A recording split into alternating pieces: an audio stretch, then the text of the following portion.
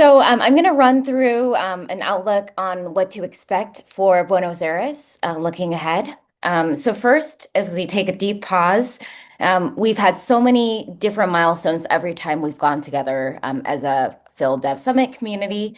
The first, in Iceland, for example, we evolved mining capacity to useful data storage.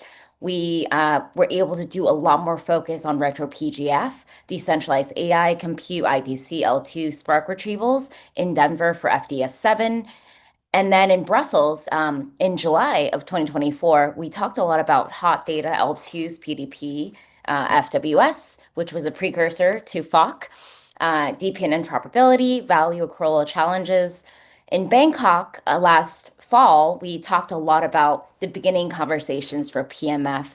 We talked a lot about public goods funding, how to make sure that SPs have cost savings, the L1 evolution, Filecoin web services again, and then also L2 to L1 alignment. And then finally, earlier this year in Toronto, we talked a lot about PMF and client onboarding, new tools for on-chain deals, and having a clear economic growth and on-ramp alignment. So as we look ahead to FDS-7 in real life, which is happening in Buenos Aires, November 13th to 15th, we want to encourage all of you guys to shape it with us. Some of the areas that we've already talked about in the last 2 days include Filecoin protocol evolution with FOC, PMF maturity and pods, on-ramp alignment, Filecoin Pay, governance, constellation programs, and also a lot about what's ahead with retrievals.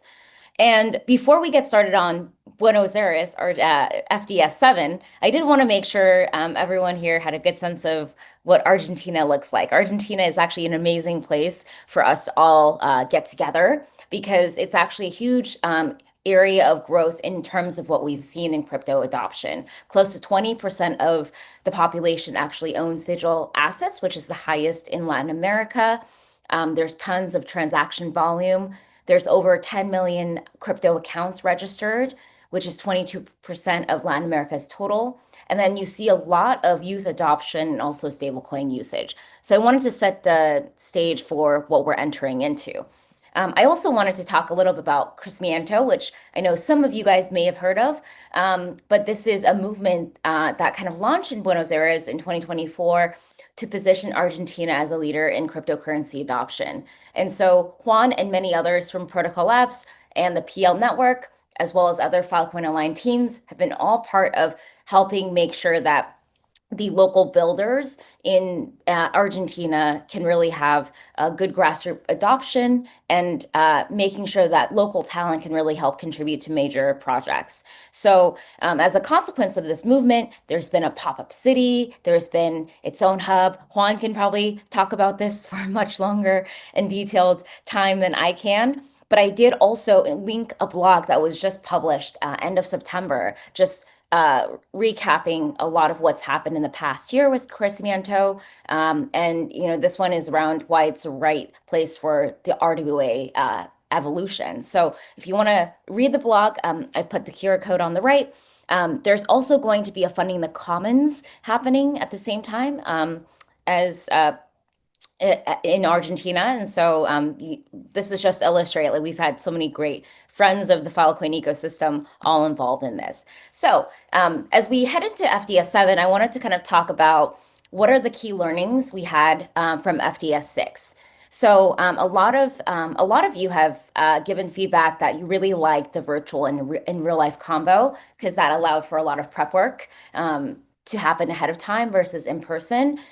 You wanted a lot more focused content and structure. So we had much fewer tracks, which led to much sharper discussions. And we also prioritized ecosystem relevant topics to make sure that we were covering the topics that were the most important. We also had a Google Calendar, a lot more unified docs, and people talked about the venue and session being well received. We also had great high attendance, strong cross-team conversations, and people liked the fact that the space was professional yet relaxed. So if you guys missed FDX6, we actually launched Maple in the last FDS6, which is a Perplexity bot that has all the notes from all the sessions. So if you missed out, scan the QR code right there. You can ask it all the questions around the takeaways and learnings that happened both virtually and in real life. So we also did take a lot of feedback on what didn't work as well in FDS-6, and we wanted to incorporate that as we design FDS-7 in real life. So some of you guys discussed the schedule was a little bit too packed, the interaction gaps, especially in the first version of the FDS-6 virtual, lacked real-time engagement. We had certain attendees and speakers that felt unprepared. We also seem to want more inclusion from different voices, from storage providers to L2s to external teams. And then in the actual location, there were some issues with airflow, food, and timing for the agenda. So here's what we're looking at as we head into FDS-7 in Buenos Aires.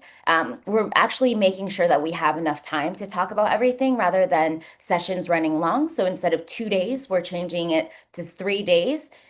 We kept FDS virtual, as you guys have experienced the last 2 days, but we kept the timing of it to be shorter and more precise. So I'm so proud of everyone who's spoken the last 2 days because all the sessions were so well prepared and the discussions were fantastic. We've also leveraged tools like Humo Space to make sure that there's ongoing conversations at the end of each day. We've also made sure that there's going to be heading into FDS-7, a prep guide and session links. So all of the sessions from the last 2 days will be recorded for those that weren't able to tune in as much. One of the goals for the in real life session is definitely to invite external speakers and other ecosystem participants so we continue to grow our community. And the location of FDS-7 is actually going to be in the Aleph Hub. So we hopefully can also get some local great blockchain talent really excited about building on Filecoin. And then finally, as you guys have all experienced, we've had stretching breaks led by Caitlin. We've released this agenda pretty early.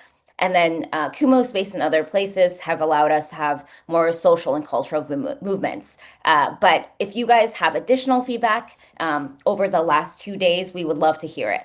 Now, heading into FDS-7, like I said, the structure is going to be 3 days, so we're going to have a little bit more time. Day one is going to be really honing in on all the proposals that you have heard the last 2 days. We're going to make sure we clarify scope and needs of the proposals and also have the chance to incorporate new ones. We really want to bring the proposals back in real life for alignment and feedback so that we can really move forward with key decisions. We also want to spend day two really focus on different breakout sessions for workshop and problem solving so people can break out to smaller groups. And this is to really make sure that the proposals feel really actionable. Some of them are much more mature than others. Some of them are still early stage. We want to make sure we can get the entire community engaged and working together. And then finally is really next steps. Sometimes in the past, FDS conferences, we haven't quite had good enough follow through. So some conversations start and don't quite have the resource to keep going. Some of it don't have really clear next steps. So we really want to spend day three making sure that someone is catching the ball and running with it, and that we feel like those key high priorities we can really contribute. And then as Molly just presented, we also want to make sure everyone can add to the Filecoin roadmap as we flow from Q4 into the new year and that everyone feels aligned.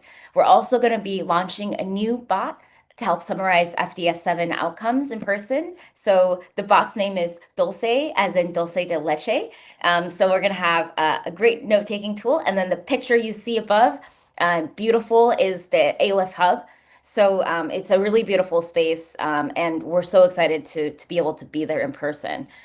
So I wanted to kind of summarize the next steps here. I'll keep this slide up just in case you guys want to click through on links. The first next step for everyone here is to continue to propose sessions for the in real life FDS schedule. Your ideas will help shape the agenda. There's been so many good conversations already the last 2 days, and we want to see you get really concrete with the different workshops and talks you want to give. So if you click on the QR code or scan it for proposed sessions, that's going to take you to an Airtable, and feel free to submit as many sessions you want, and we have a committee that's going to review and make sure we can get as many good sessions featured on the agenda. We also would love all of you guys to contribute to the ongoing proposals you've heard the last 2 days.